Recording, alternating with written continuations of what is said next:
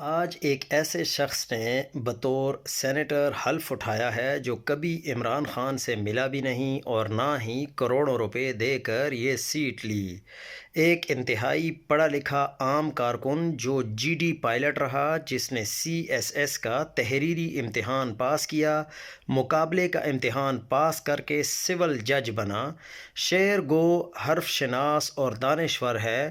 Establishment کا ایک مسخرہ tout آج کل عام آدمی کو پارلیمنٹ میں پہنچانے کا ڈرامہ لے کر مارکیٹ میں آیا ہے۔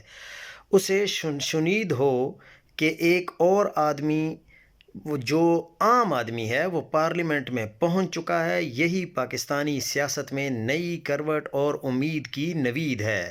اور عمران خان جب کسی شخص پر صرف دستے شفقت کر دیں تو وہ سینیٹر تو کیا، وہ پاکستان کا سب سے عظیم تر انسان بن جاتا ہے۔